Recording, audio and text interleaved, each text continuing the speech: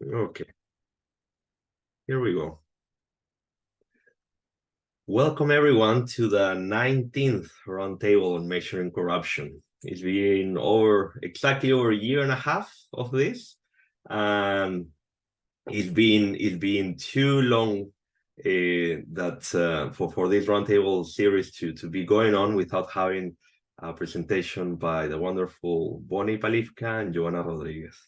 So I'm very excited about today's presentation in particular, as it speaks also, it connects very well with a presentation that we had only a few months ago by Salome, who had been leading the efforts from the UNODC on the development of the new framework for measuring corruption in connection to LDG 16.5. So when Bonnie told me that she was also working on indicators or an index for 16.5, I knew that I had to have her presenting her latest results to the bunch of us here. So I'm very grateful to her and Giovanna for taking the time, and of course to all of you for also joining us live at this moment. Before I invite them to introduce themselves and to start sharing their presentation as well, just a brief summary of how the meeting will be conducted. Bonnie and Giovanna will have between 40-45 minutes around to present her the results. Officially, normally I describe this event as being followed, the presentation being followed by a Q&A and an open floor discussion. But we have found that it makes for a much more entertaining conversation if we are able to ask questions or make comments throughout the presentation, if there is the burning need to do so, especially as you know, the memory is fleeting and sometimes there's a very interesting slide being presented to us and we just need to go deeper into them. So if you feel the wish to intervene at any moment, please raise your hand or click the hand emoji, and I will invite you to unmute yourself and participate. I will also be asking questions, making comments throughout the presentation. So I will be the annoying person interrupting them, but it will be, of course, to ask them to elaborate further or to ask them to connect that to other topics that may have been discussed already in this series of roundtables in the past. Other than that, I will ask you to please keep your microphones muted, not to disturb the presentation. And other than that, I just hope that you feel comfortable to just engage in a very honest, open conversation. All of us, the majority of us, know each other or know each other by reference. All of us work in one way or another connected to corruption, and many of us directly related to the issue of measuring corruption. So this is one of the thing that excites me the most about continue hosting the series of roundtables. So, well, enough of me. I mean, I am Joseph Poche Alvarez, and the majority of you already know me. And I'm delighted to have Bonnie Palifka and Giovanna Rodríguez with us today. So, without further ado, Bonnie, Giovanna, the floor is yours. Thank you, Joseph. First of all, thanks for organizing this workshop in general. I wish that I could attend more frequently, but it's often in the middle of the night for me. We are really excited to show our work here, and we're really looking forward to getting your feedback from this group in particular, because we still have a lot of questions about our methodology. I am Dr. Bonnie Palifka. I am an associate research professor at the Tecnologico de Monterrey in Monterrey, Mexico, where I have been for 25 years now. I grew up in the United States and studied in the US, and then I moved down to Mexico. I am the founder of the Academia Against Corruption in the Americas conference. Our call for papers just closed, but I think we might extend it a week and give more people a chance to apply. Joseph is going to be one of our keynote speakers this year, so that's exciting. It'll be held in October in Mexico City. Yes, that's all I want to say about me. Giovanna? Well, thank you very much. And thank you very much, Joseph, for inviting us to present this new piece of research. As Bonnie said, we have again, we still have many questions about the methodology, and we really appreciate all the feedback that you can give us during the presentation and after that. Well, I am Dr. Giovanna Rodríguez-García. I am also a PhD in political science. I am a postdoctoral researcher at the Tecnologico de Monterrey in Mexico City. I am working with Bonnie in these months in this new project. Yes, this is all for me. So Bonnie, please start. Thank you. Thanks very much, Giovanna. Let me share my slides. Oh, just to be clear, Joseph, do we have an hour or an hour and a half? The meeting will last in total 90 minutes. Okay, just to be able to plan. All right, so the title of our presentation is To Substantially Reduce Bribery and Corruption in All Its Forms, a Multidimensional Index of Progress on Sustainable Development Goal 16.5. This is just an outline of our presentations. We'll start with an introduction, then we'll look at the state of the art and several aspects. Then we'll focus on our approach and our methodology, followed by the results, our preliminary results, and finally discussion, recommendations, and questions. So as I'm sure you are all aware by now, the Sustainable Development Goals were established in 2015 as a follow-up to the Millennium Development Goals, and out of recognition that corruption undermines all of these goals, and because data were finally available, corruption was included in goal 16.5 to substantially reduce corruption and bribery in all its forms. And we've highlighted some words there for reasons that you'll see later on, but those are very important and they're not well defined in this target. So that was part of the challenge that we face. The current approach to measuring progress on this goal is unsatisfactory, to say the least. There are only two indicators: bribery by citizens and bribery by firms. So they're already violating the all its forms part because they're focusing only on bribery and aggregating in a large extent. So they're focusing only on bribery, and they also rely on data that are provided by country institutions as well. And so coverage is spotty, it's not provided every year, some countries are better than others, and it's not easy to get the data that the UNODC collects. Some of it is published, but then there's a lag. Anyway, there are a bunch of problems. And then there is no specific target. What does substantially mean? That's not established as it is for other goals.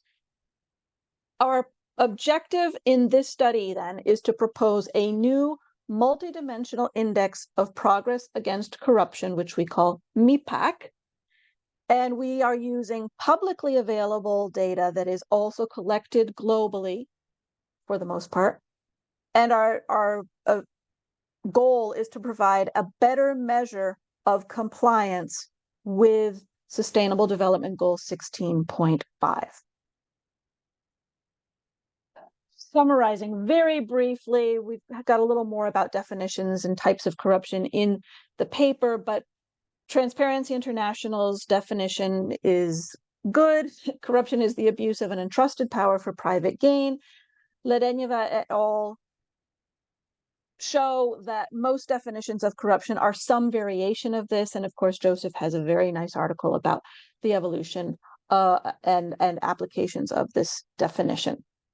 Some of the types of corruption, we have summarized them into 4 different categories. So we have illegal payments, which includes bribery, extortion, and sextortion; electoral malfeasance, which includes vote buying, electoral fraud, illegal campaign financing; misappropriation, which covers embezzlement, deviation of resources, and fraud; and then we have trading in influence, which includes favoritism, illegal lobbying, and conflicts of interest. Some of the approaches to measuring corruption, and you are all familiar with these, I'm sure. We will be focusing on specifically the expert ratings and the surveys, and where possible, using incidents rather than perceptions. The Corruption Perceptions Index, as you know, is the most widely cited measure of corruption. It is presented every year under great fanfare by Transparency International. It's been really influential, and it provides now a pretty long data profile for over 20 years, now 25 years of data. Since 2012, they're using a base year of 2012 so that they are comparable year to year. They're aggregating 13 indicators, as you are all certainly very familiar. However, because it is an aggregate measure, improvement in one of the indicators can be canceled out by deterioration in another indicator. And therefore, the Corruption Perceptions Index, for that and other reasons, tends to be very persistent. So obtaining substantial improvement in the CPI is difficult, and few countries have managed to do so, as we'll see later. What we are using instead, rather than an aggregate measure, it's sort of a disaggregate measure. So we're applying SENS poverty measurement using a multidimensional methodology. It has two steps. First, you identify which of the dimensions exceed the threshold for the country. So you have to define what are the dimensions and what is the threshold. And then if they exceed the threshold, then you assign a value of 1 for that dimension or indicator. And then in step 2, you basically count the ones. This is an oversimplification, but basically that's it. Find out how many countries, how many indicators exceed the threshold for this country, and then you put them together. Now in poverty, multidimensional poverty, they are weighted, and I have an example here. So if there are 3 dimensions of poverty: health, education, and living standards. Each of the dimensions has equal weights in the multidimensional poverty index, but there are different numbers of indicators within each dimension. So for health, each gets a 1/6, but for living standards, there are 6 indicators, so each of those gets a weight of 1/18. So the dimensions have equal weight. This is one area where we are going to have a question for you later on. So that's just a warm up. I'm going to let, so we apply this multidimensional methodology where we're counting the number of forms of corruption in which a country, in this case, it's not the level of corruption, but rather it's the change in the indicator since 2015. So 2015 is our base year as much as possible. And we're measuring to what extent has the country made substantial progress. So this means we have to define, first of all, what are all its forms? And second of all, what is substantial? And this is where I'm going to let Giovanna take over. Okay, yes, thank you, Bonnie. Well, yeah, so we need to define what is all these forms of corruption and what is substantial corruption. So the first question that we asked together was, what are all the forms of corruption? So we start to review all the literature, or most of the literature about corruption, and what are the definitions of corruption, and what are the categories of corruption, how we can categorize corruption. So at the end, we have different categorizations of corruption and different taxonomies of corruption, and we have decided to use 3 of these categories of corruption. The first big category of corruption are the acts of corruption. What are the different acts of corruption? So we have as Bonnie said before, we had 4 main categories here. One is illegal payments, the other one is electoral malfeasance, the other is trading in influence, and the other is misappropriations. All the acts of corruption can be categorized into these 4 categories. The second taxonomy of corruption are sources of information. For us, this is important because there are different sources of information, and we should focus on some specific aspects to get the information. So we had 2 sources of information. One is the citizens and experts sources of information, and the other are the firms and enterprises sources of information. And finally, the last categorizations are is actors of corruption. What are the types of actors who are involved in corruption? So we had first the public actors, and then we also have the private sector and the private actors. These types of actors, the firms, enterprises, and business executives, are usually involved in corruption, and this is part of all forms of corruption. So we had this big table, and in total we had 242 cells that are where corruption are likely, and the gray cells in this table represents unlikely types of corruption. Next, Bonnie, please. Okay, here we have, again, as I say, the first categorization that are the corruption acts and behavior. We just wanted to have this table bigger, that you can see the different the topic at the top of the table. You can see the different acts of corruption, irregular payments. We include bribery, extortion, kickbacks, and sextortion. In electoral malfeasance, we had both buying, patronage, illegal campaign financing. In trading and influence, we had nepotism and favoritism and all these forms. We also had illegal lobbying, exchange of favors, conflict of interest. And in misappropriations, we had diversion of public funds, fraud, and embezzlement and theft. Next, Bonnie, please. Could I interrupt here? Yeah. So I have a burning question. Okay. Because this is really interesting stuff, and I can feel that we're building, right? Yeah. And so I just want to make sure that we all are following you guys as you continue building here. So these 4 major categories or major types of corruption, right? Regular payments, electoral malfeasance, trading, influence, misappropriation, and each one of them represented by specific behaviors, right? Or activities. Yeah. Could you say something about what premises or what was the rationale for the selection of specifically these 4 types?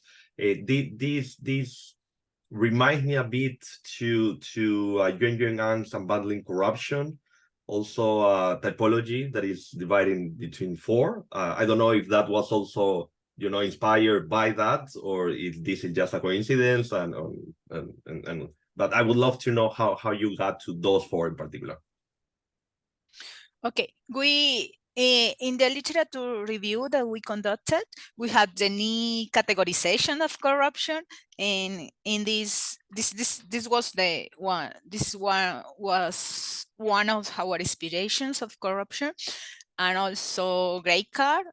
He also has these different categories of corruption with the mix of actors, but mainly because when we were discussing about what are the types of corruption, and also with all the literature that we have reviewed, we found that there are these three main types of corruption, or 3 main types of corrupt acts or mal behavior or bad behavior. So we have irregular payments that have all these acts that includes bribery, where irregular payments happen, and this is the main that we have identified also because we had consulted the UNDOC Act about corruption, and we had these different acts that are categorized as corruption. And we also decided to include electoral malfeasance because we know that this kind of bad behavior just happened during the electoral period. So that is the reason why we have decided to include another one.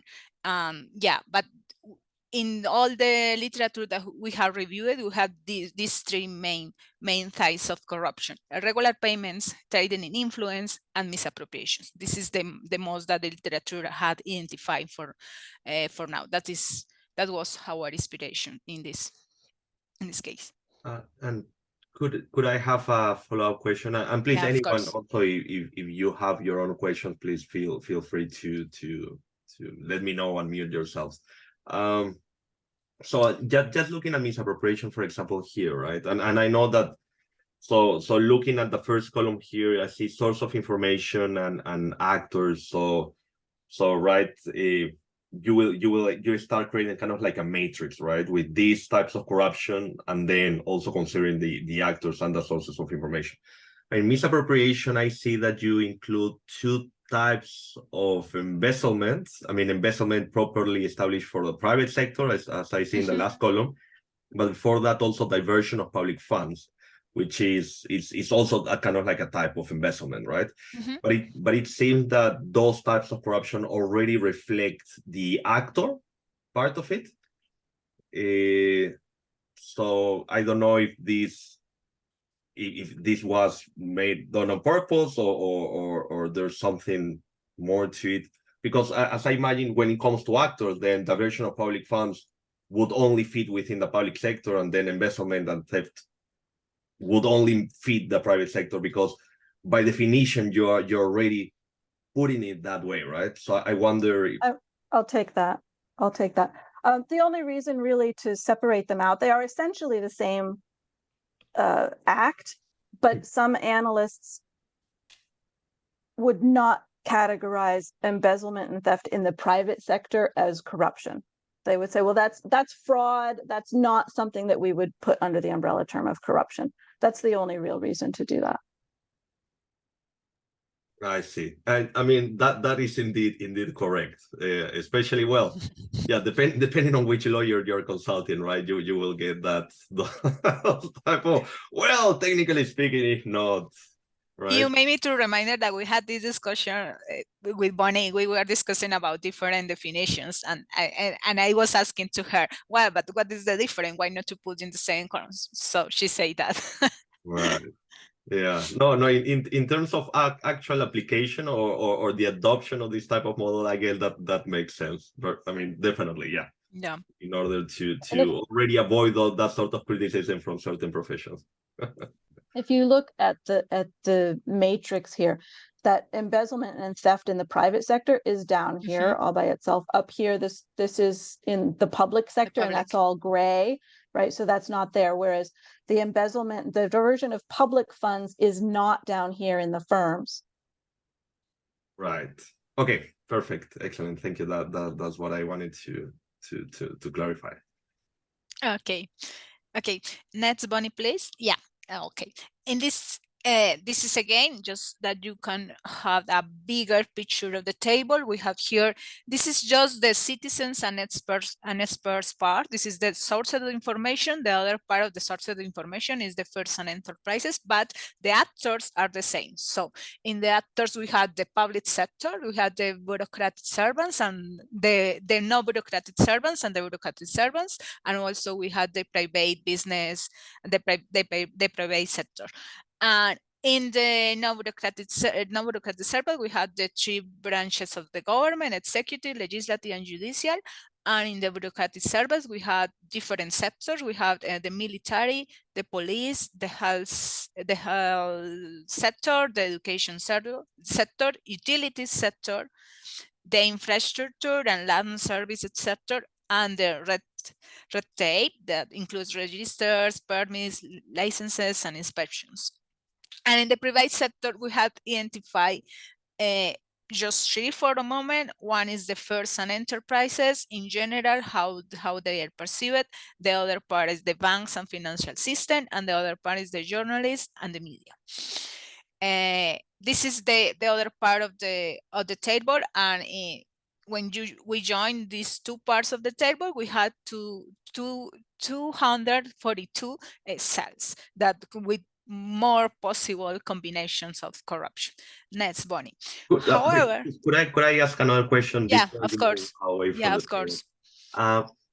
So for cases of bribery, right? So because another way in which we could look at different types of corruption is depending on the not just the type of actor, but also the number of actors involved, right? For example, embezzlement is something that a single actor could engage in without interaction with anyone else, right?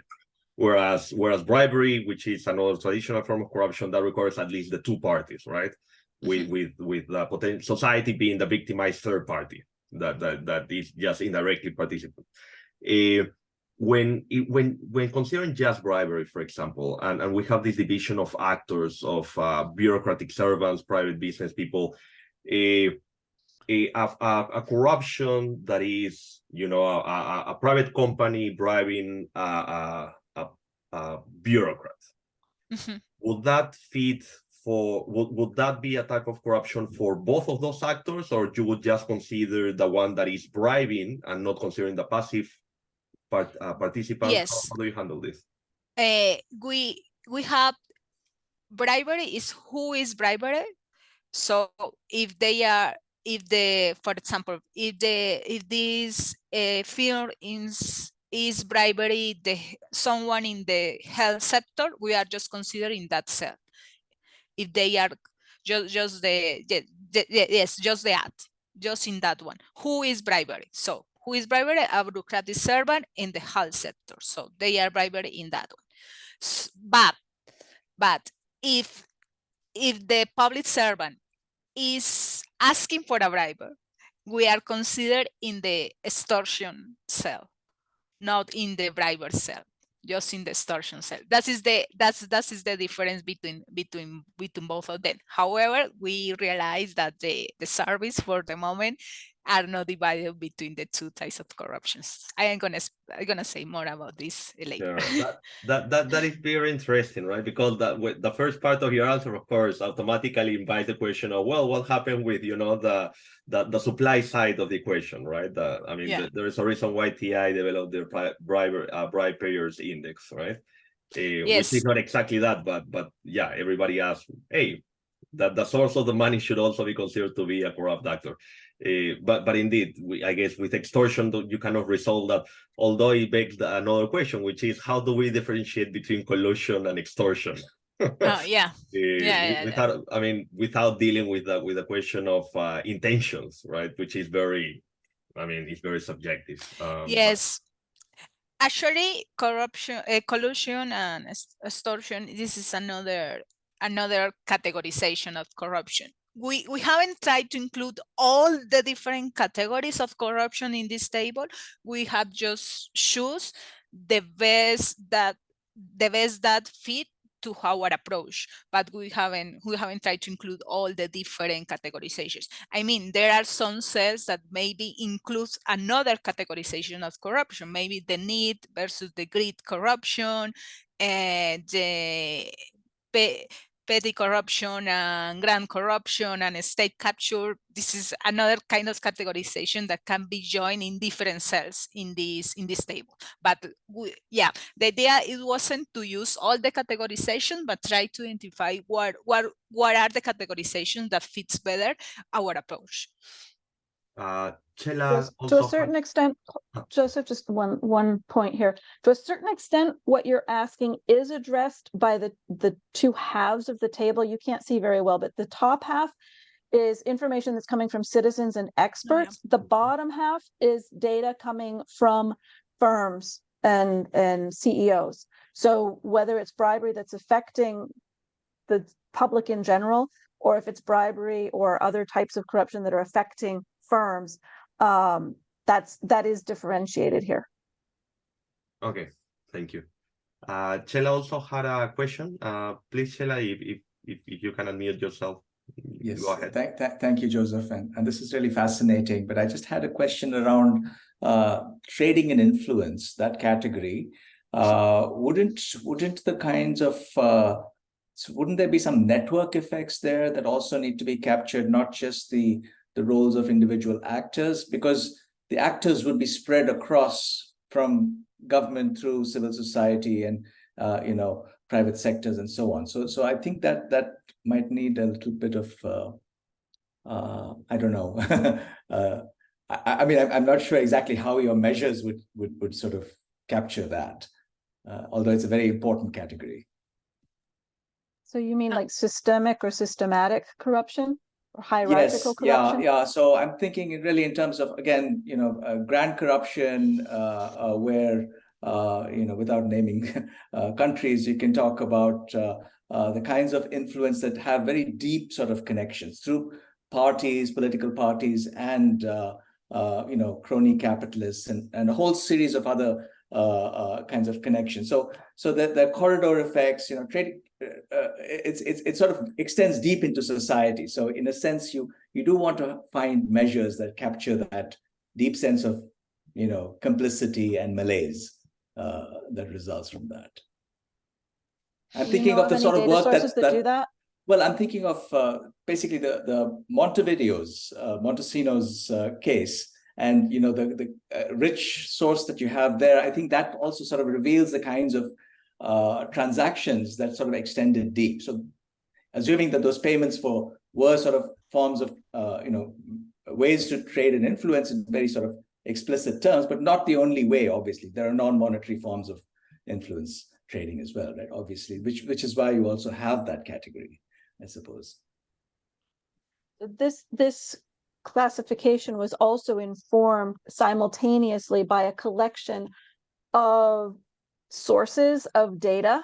Mm-hmm. So Giovanna especially was simultaneously going through the literature and going through the sources of data, and I don't think we're aware of any measure of systematic corruption like that.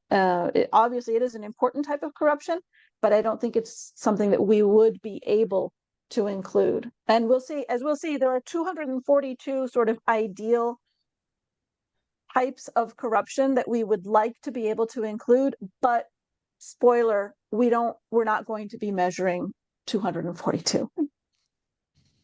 Yeah, that's true.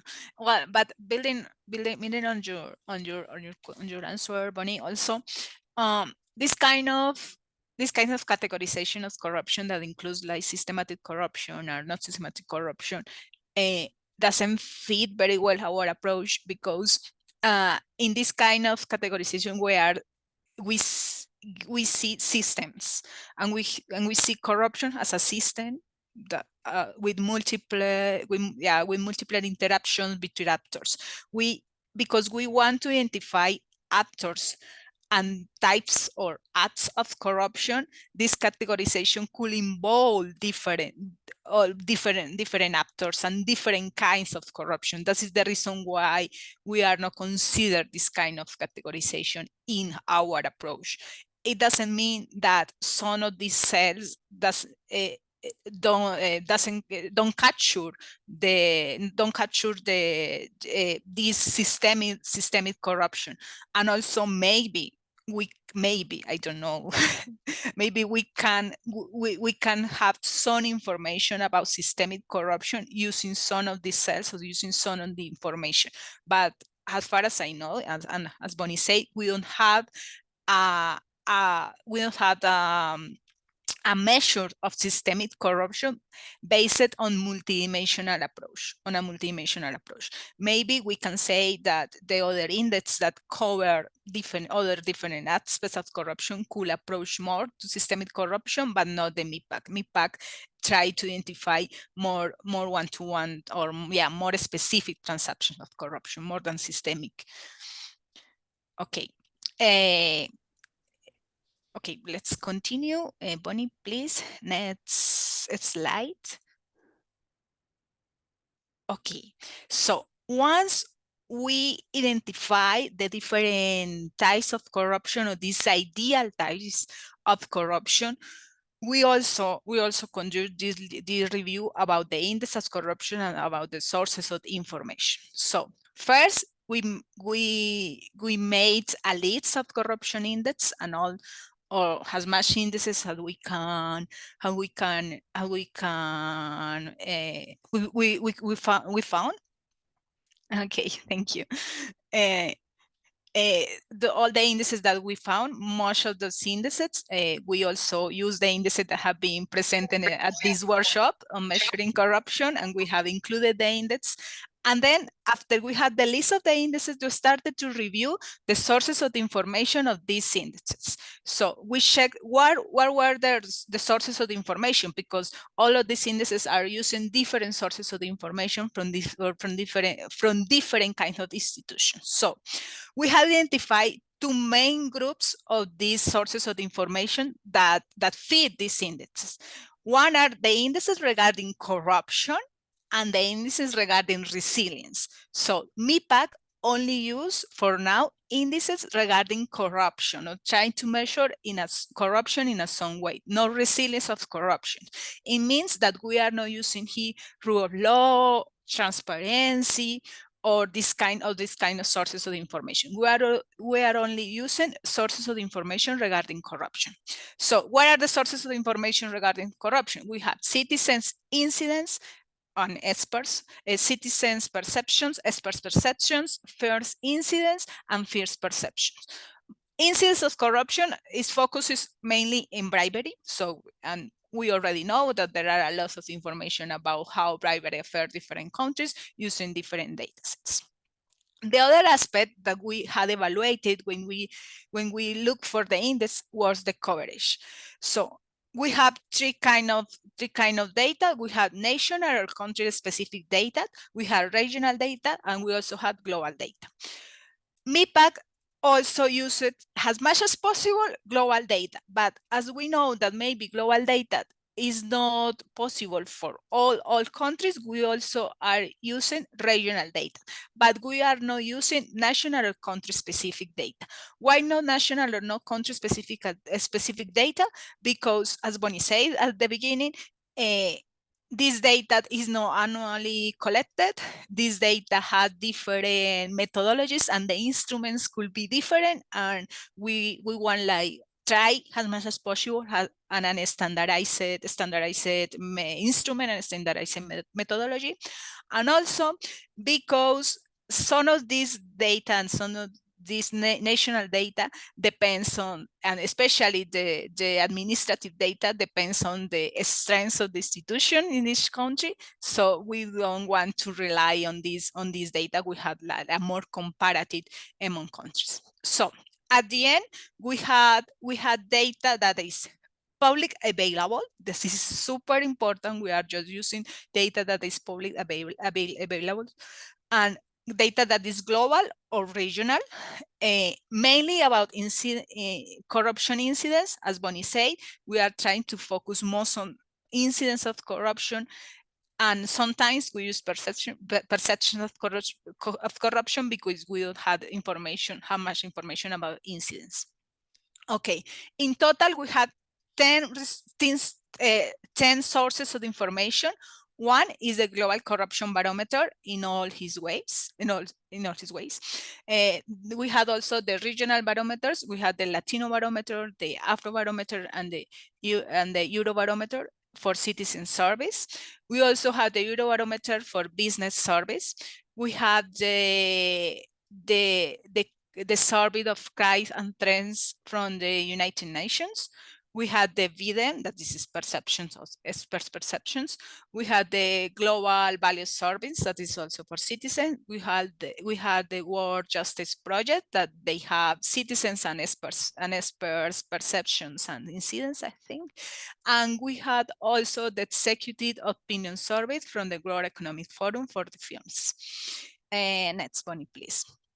So we identify these sources of information, and then with this information, we try to fit the cells of our table, the green table. And now we have that, we realize that we had all this specific information disaggregated by actors, by types of corruption. So we only had identified 20 dimensions that had information, and maybe with these 20 dimensions we can get the information to calculate the impact, right?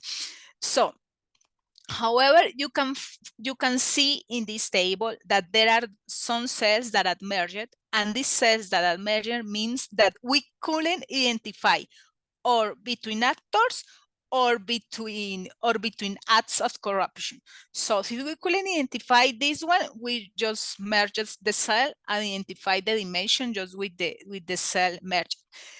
You can notice here that we needed that some information some information is missing. Again, this is the pink cells are the information that we don't have. So we don't have any information about these cells. We don't have any sources of information. There is a lot of information.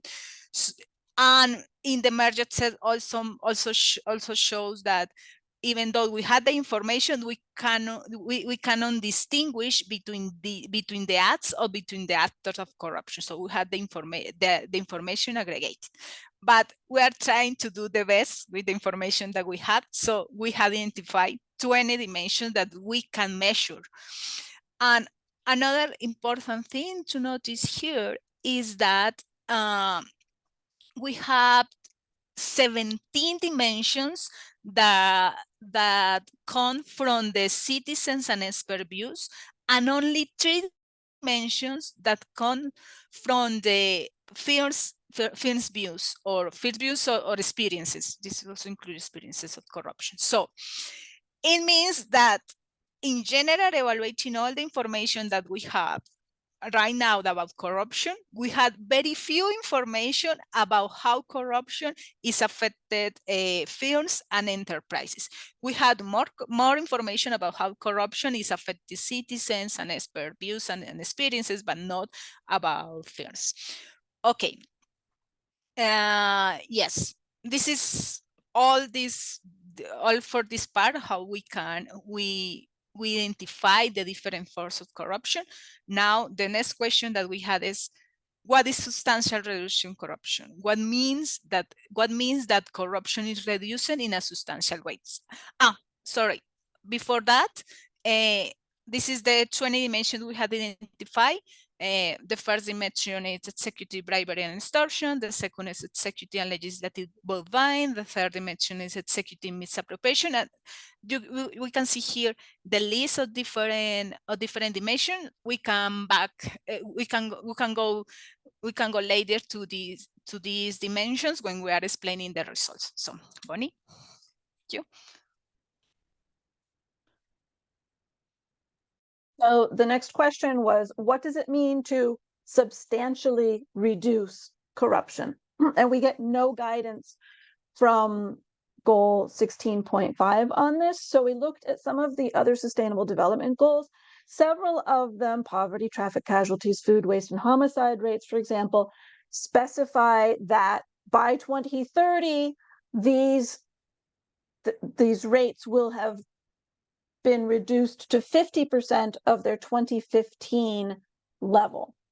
For infant mortality, the expected reduction is 1/3. Neither of these is especially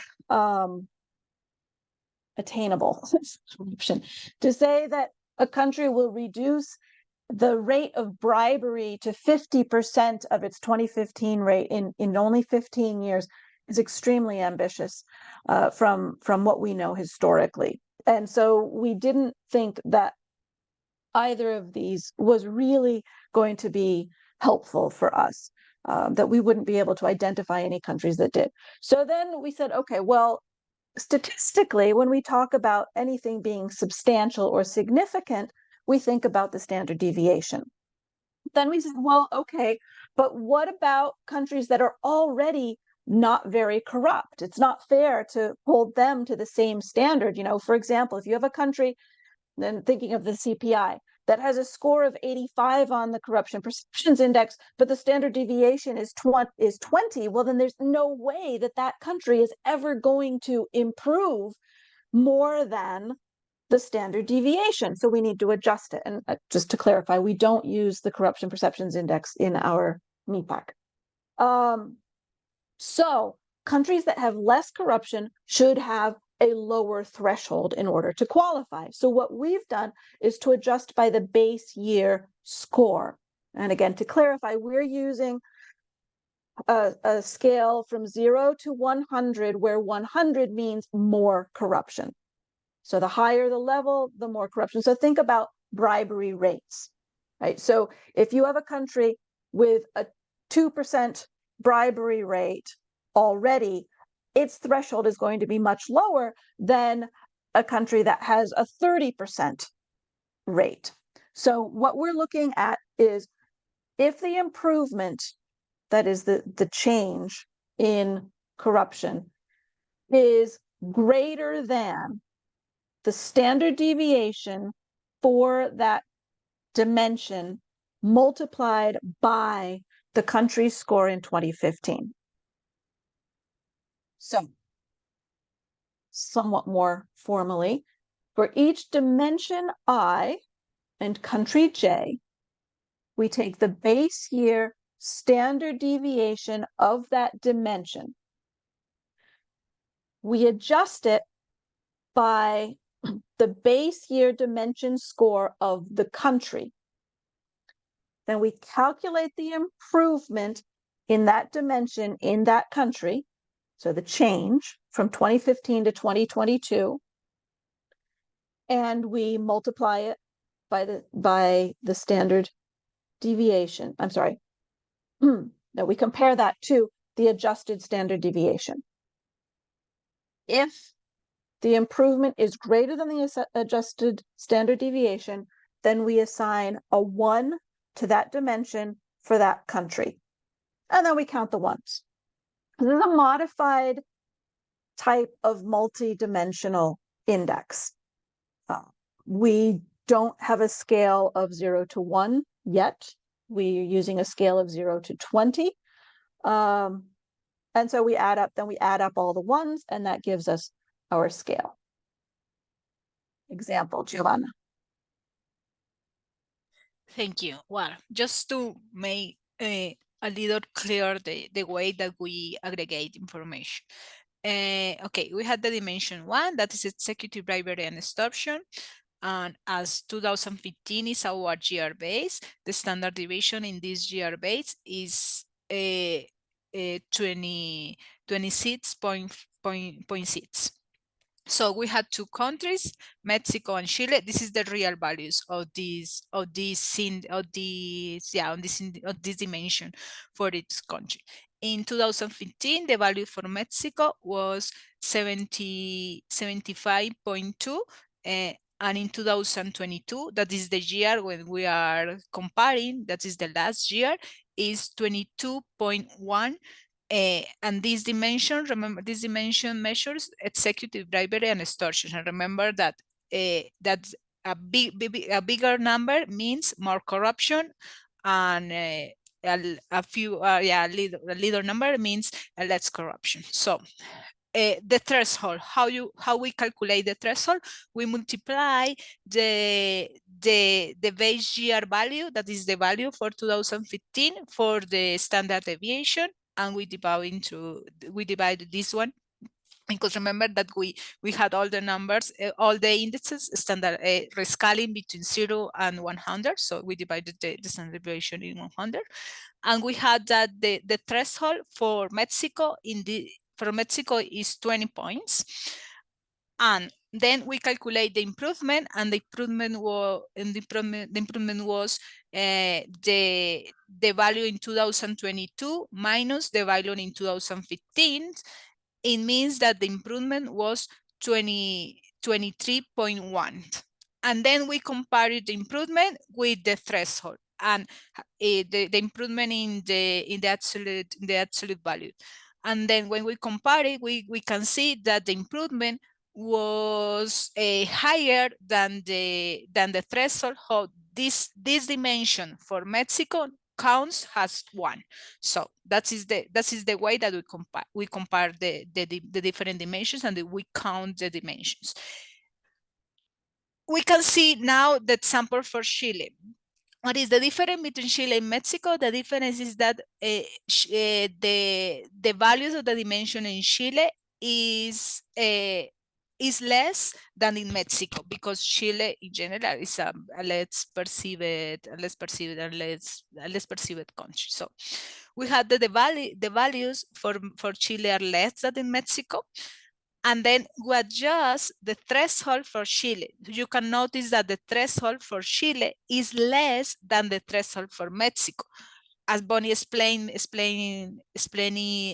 before, here we can adjust it just because as Chile has less corruption, at least in this dimension, the threshold should be lower than the threshold in Mexico, which has more corruption.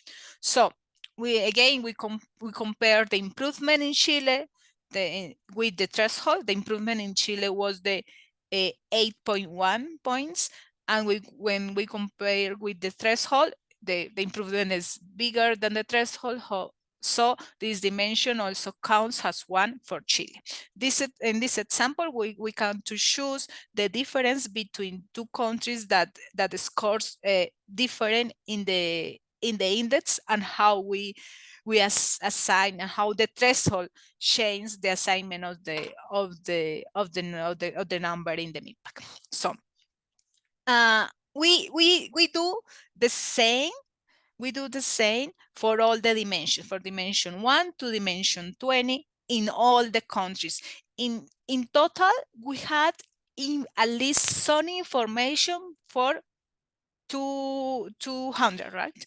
Yeah, 200 countries.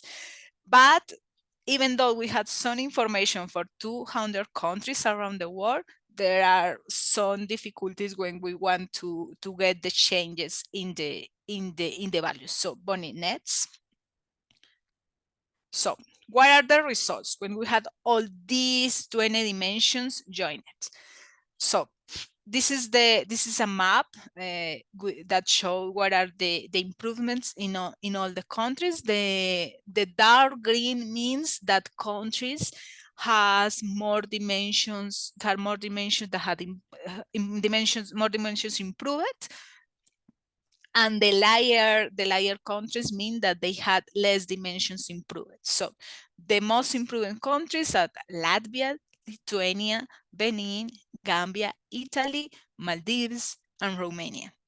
And we in total had like 138 countries had improved in at least one dimension, but it doesn't mean that they haven't improved it doesn't mean that they haven't improved in all dimensions, because we don't have information for all the countries. We try to have information for all the dimensions for all the countries, but really we don't have information for all the 20 dimensions for all the countries. There are countries that we don't have information for some dimensions. So next, Bonnie, please. Okay, in this graph we can see the results by improvements at MIPAC. So for 13 countries, we couldn't calculate the MIPAC.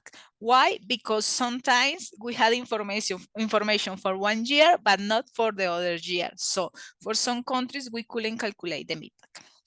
For 49 countries don't have any improvement, and it means that they don't have any improvement on any dimension, or maybe because we don't have information for some of these dimensions.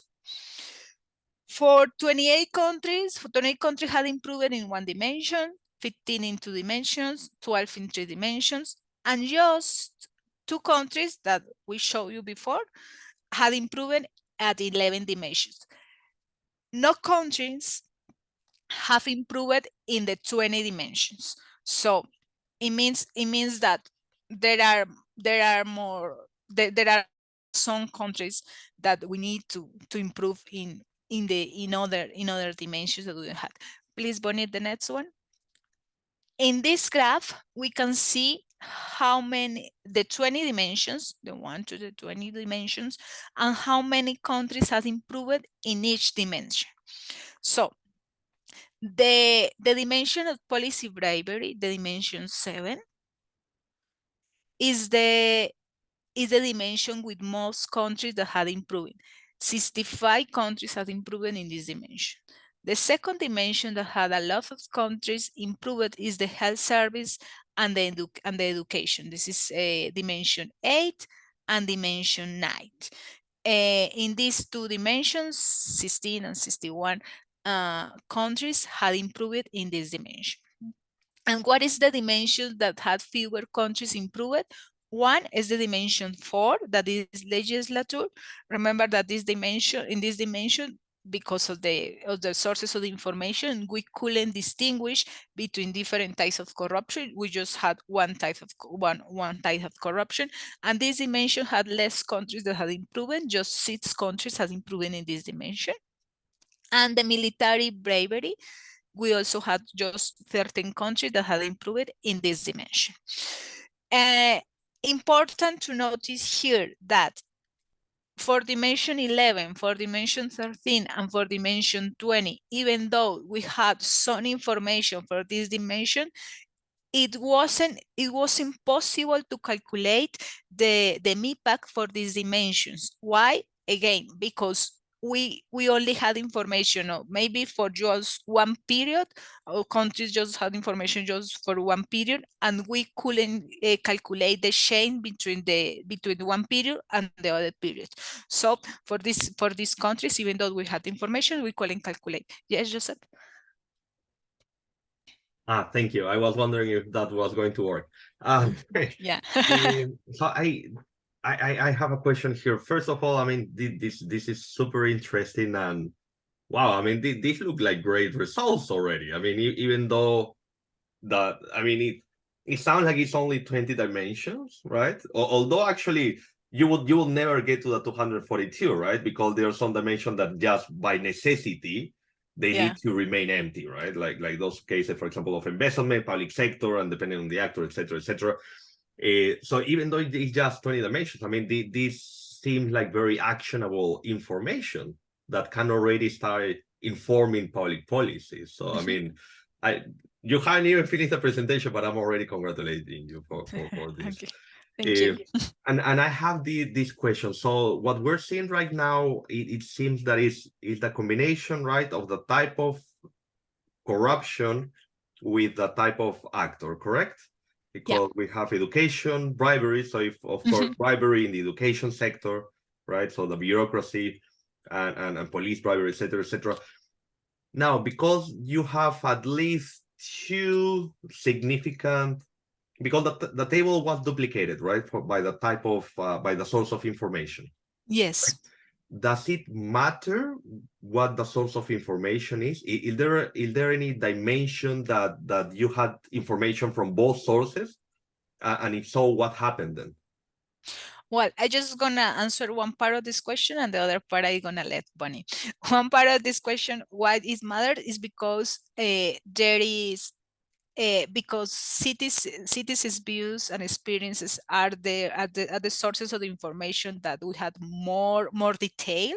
There is there are a difference between the sets. So we would like to have the same level of disaggregations between the citizens and firms' views, but really we don't have this level of disaggregation. So this is one of the reasons where we had decided to divide between citizens and firms' views.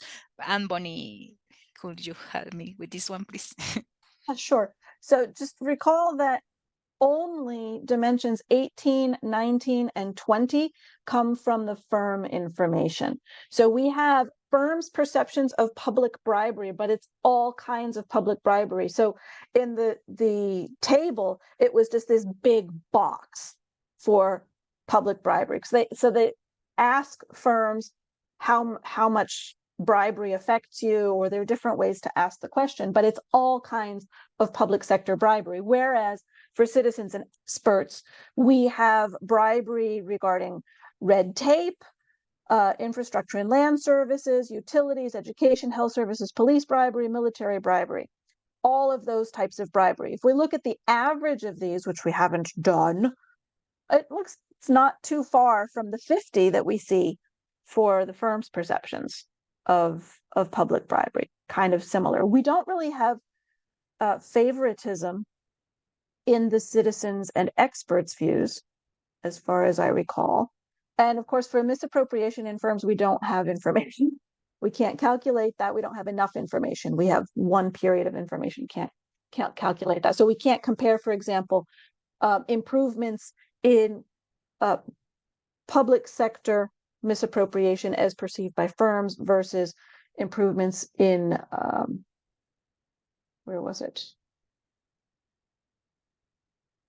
Here it is, executive misappropriation that we have for citizens and experts.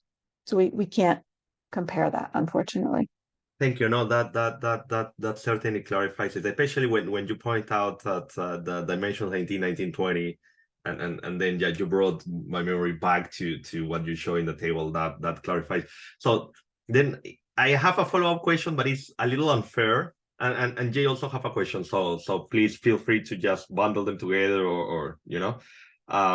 So my follow-up question, and that I said that it's perhaps a little unfair, and if you think that if it's better answering it later, please do so, is what would have happened to the methodology if you did indeed have information, disaggregated information from firms, coming from firms, because the dimensions are duplicated for that source of data as well, right? So would you have ended up combining them, or they would look like two separate dimensions about the same actors and the same type of behavior, but one as answered by firms and one as answered by citizens? So I wonder if your methodology already kind of like has an answer for when the data becomes available in the future.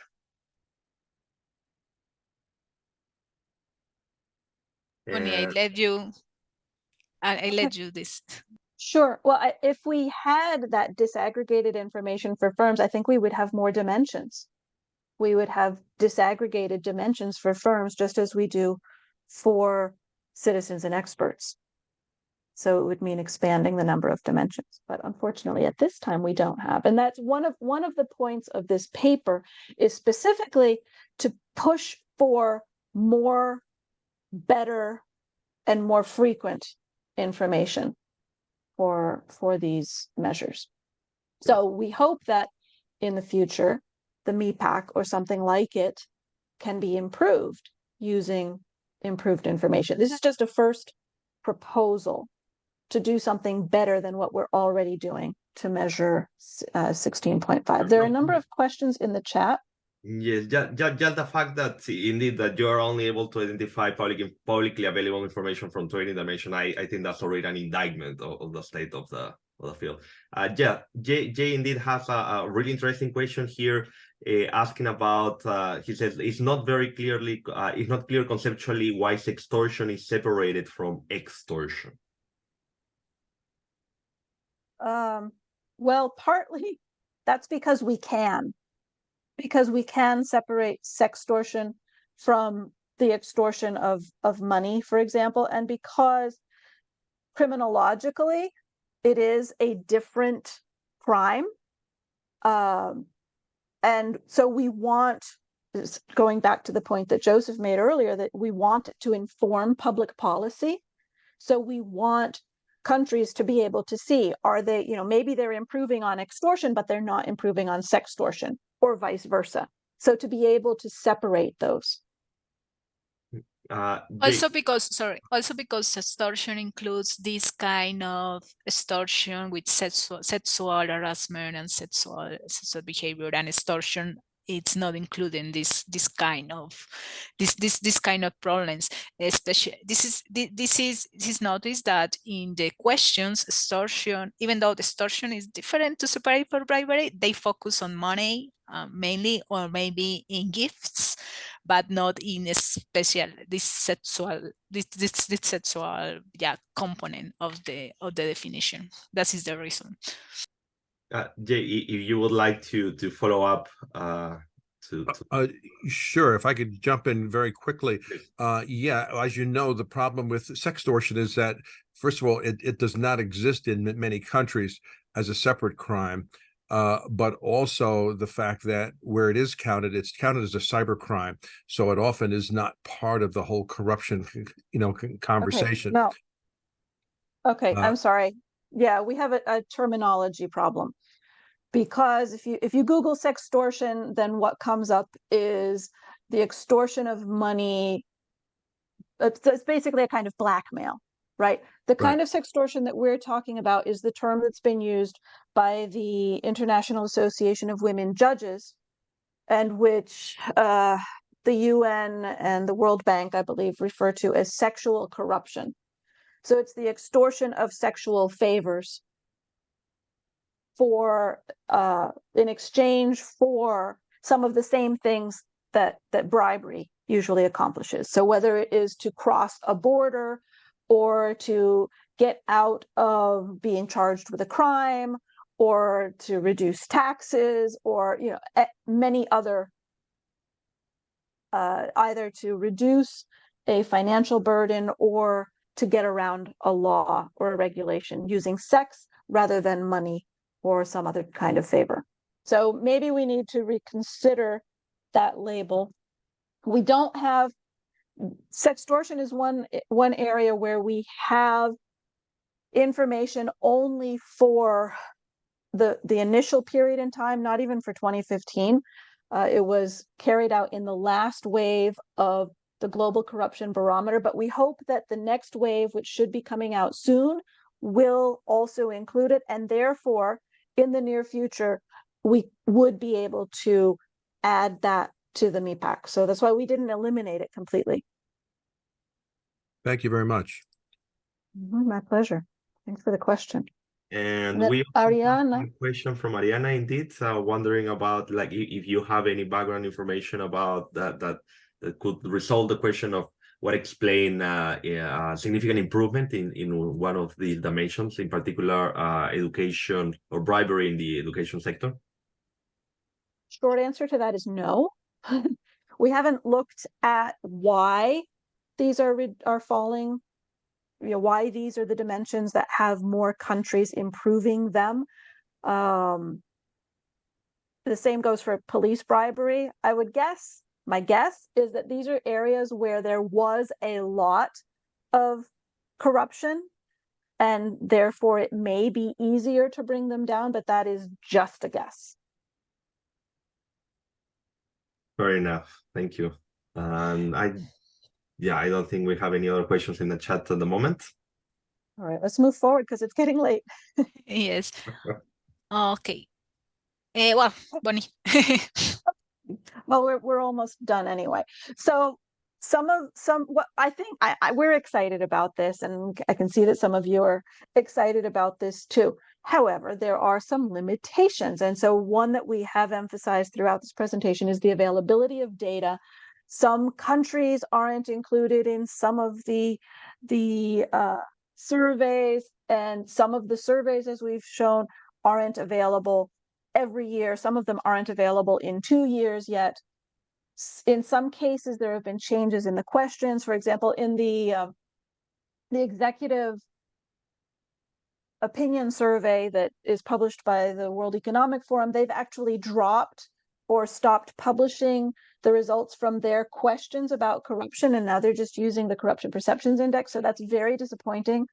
And so we would like very much for this publication to act as a push to include these questions again, to make them more widely available. The Eurobarometer, for example, has questions for firms and businesses, but those same questions aren't applied, or those surveys aren't applied in other regions of the world.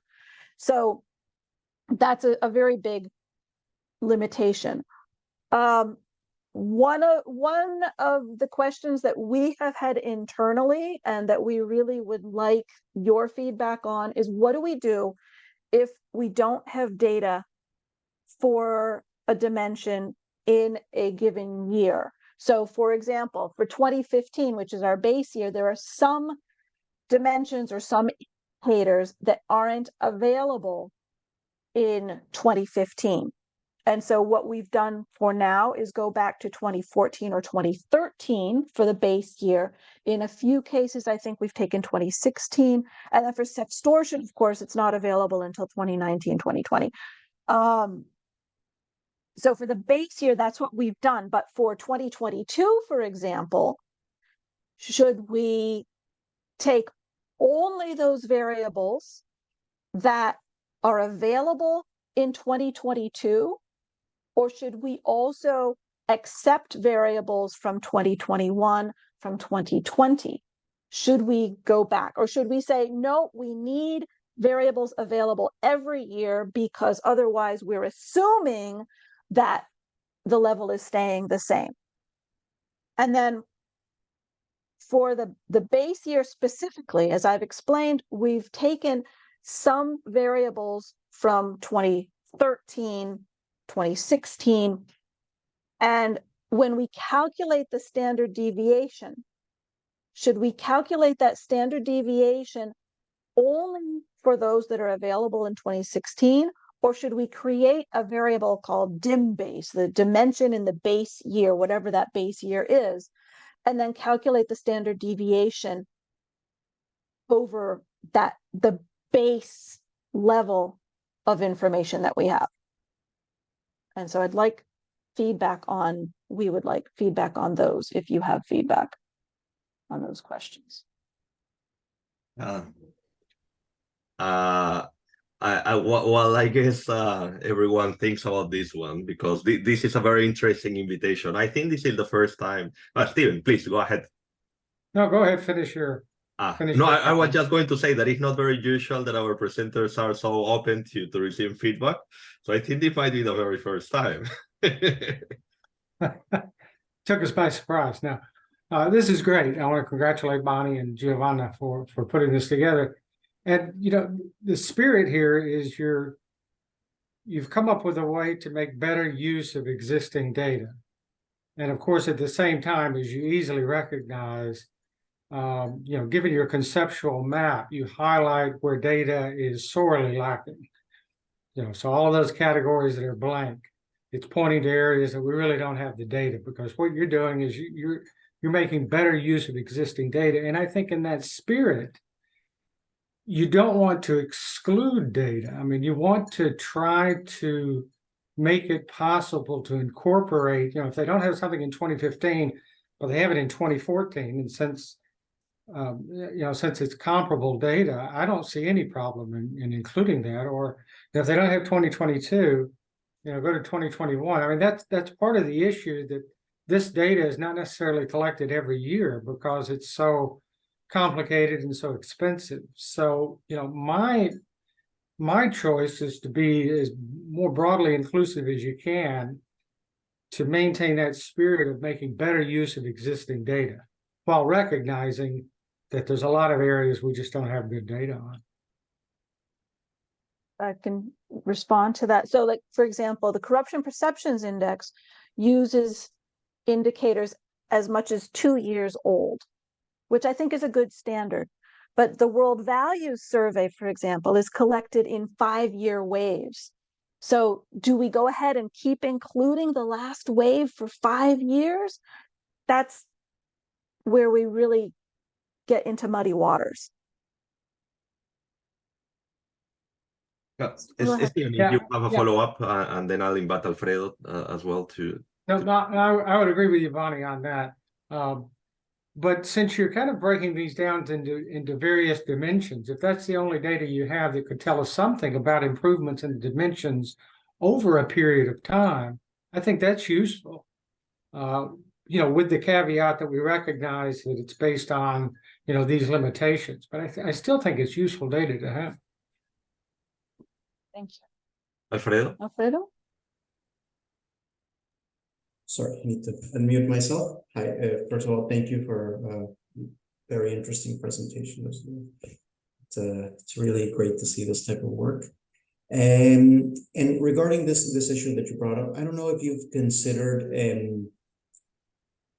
adding some weights to penalize the lack of availability of certain types of data, because this is something I was working on an index that uses procurement data to track integrity in the water sector. And what we did was say, okay, well, we have this group of several countries, and some of them do have better reporting standards than others. And then in some issues, for example, pipe lengths, which is, I don't want to get too much into it, but this is something that only very few countries have, right? So the way that we did it was, okay, well, let's weigh each of these indexes based on data availability. So if a country doesn't have data that everyone else has, then that would penalize it a lot, because widely available data is scored higher, but data points that are not very widely available, they're going to be scored lower. So it doesn't artificially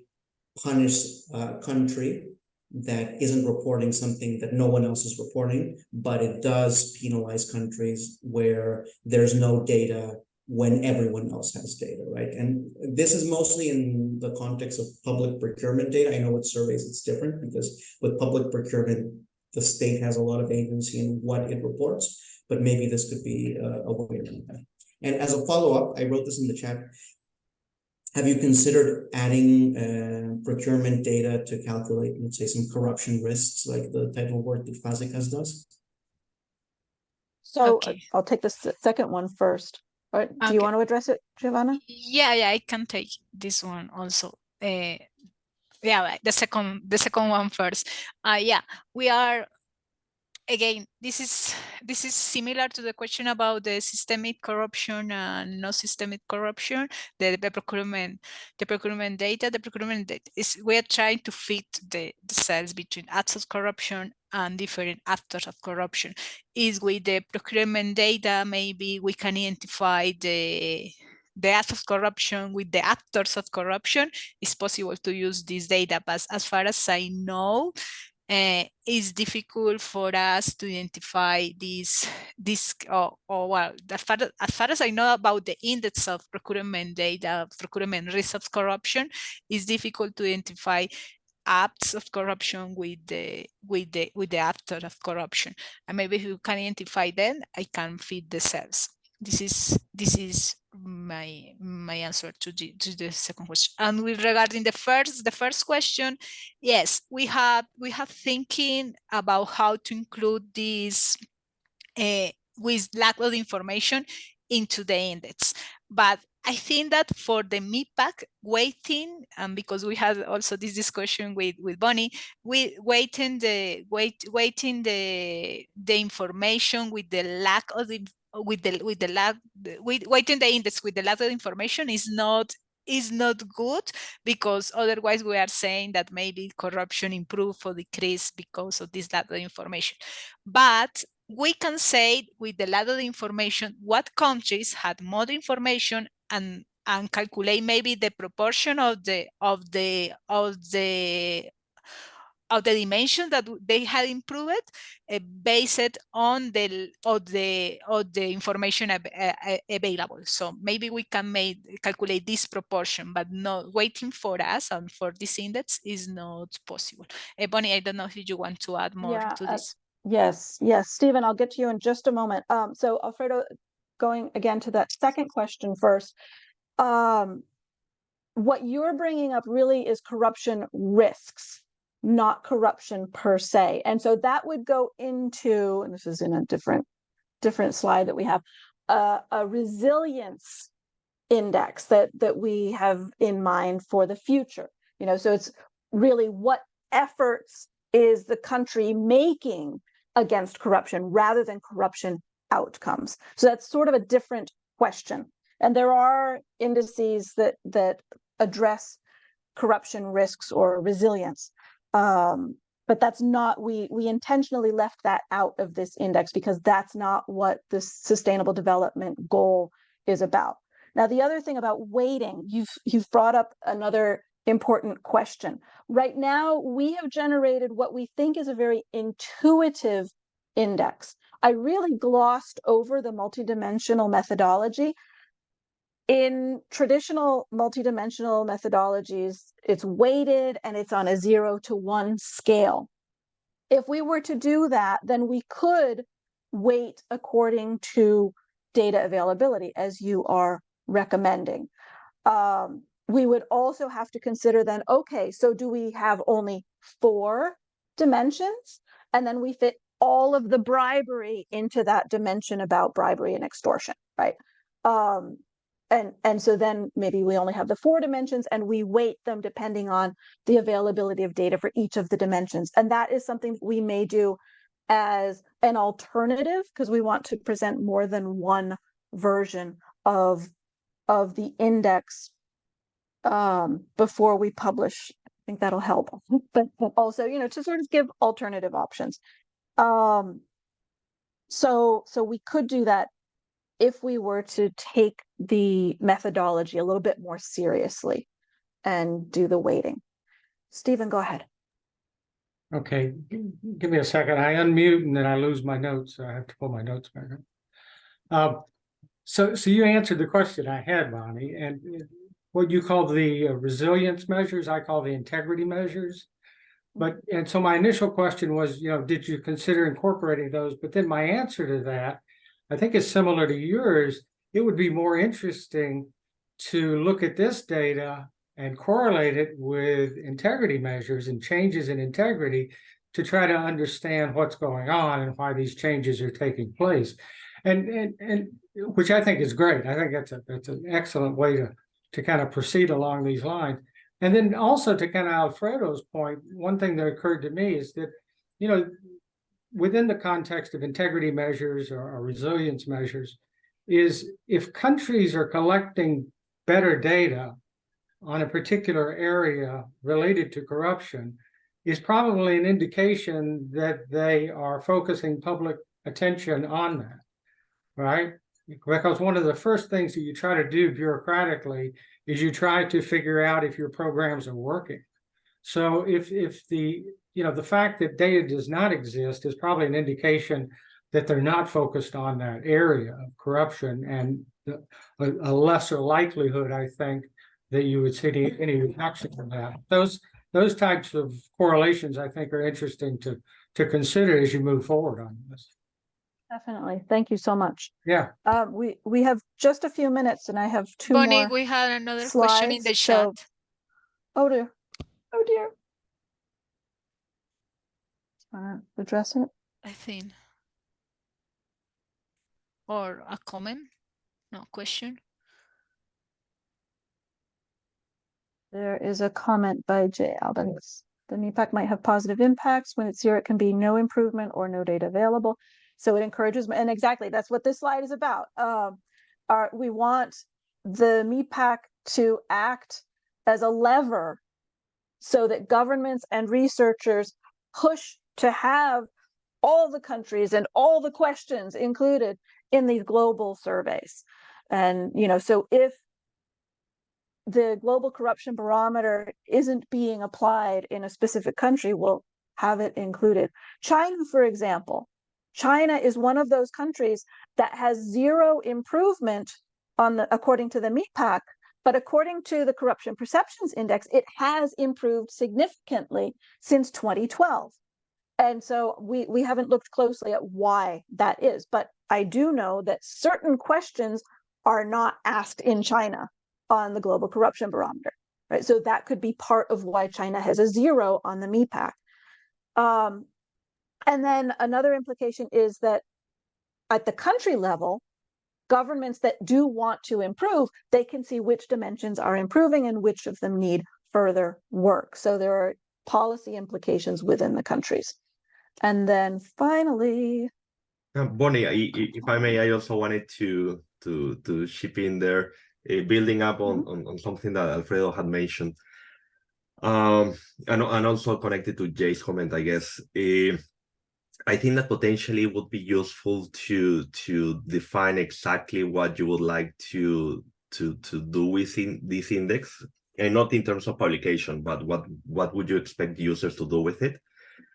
Because the question of how to manage missing data is significant, but it's also it reflects the decisions made reflect if you want to support advocacy activities, if you want to create a ranking that allows people to compare development between or progress between countries, or to inform policy making, right? Because the suggestion that Stephen was making make perfect sense from a policy making perspective, in the sense that you use any source of data available to you, so that you can monitor progress and identify areas that require more action. But of course, if data sources are not standard and they are not consistent across countries and across time, then you cannot perfectly compare countries among themselves, right? So an international ranking doesn't work when we don't have consistent data. But if it's just about policymaking, then you could even include country-specific data, because then comparison among countries would not be the purpose of it, right? So I guess resolving that question would be part of dealing with missing data as well. Right, right. So one of the reasons that we didn't include country-specific data was ease of acquiring the data. So the idea is that anybody could do this, anybody could replicate this without having to get proprietary data, or without having to scrape national websites for data. So this is sort of a low-tech approach, and using global publicly available data were part of the design of this. You could definitely make a more detailed version of this at the country level. You know, Mexico, for example, has excellent detailed data. We could do something like this specifically for Mexico, but it wouldn't be comparable across countries. Right. No, absolutely. Really I see a lot of potential for the methodology to be adopted. And as you say, to be used specifically to look at progress in one country and to inform policymaking in that sense. So long legs for this work. And I mean, unfortunately, we're running out of time. I see more questions here and more comments in the chat as well. I don't want to take your entire day. Giovanna put in the chat, if anybody has follow-up questions or comments about their work, please feel free to contact them directly. But I do have our emails here. Oh, great. Thank you. I believe that I can speak for everyone again to extend congratulations from us. This is terrific work. Steven also seems to be very excited about the possibilities of this index, and me included. This is really great work. Thank you so much. Thank you very much for the invitation, and thank you very much for the comments. Sorry for the time, but we can to keep in touch in social networks or by email. Excellent. So yes, we will. Well, Sheena will be preparing a written report of today's meeting. Possibly Bonnie or Giovanna. Oh, well, first of all, let me stop the recording here because I don't think that this is important anymore.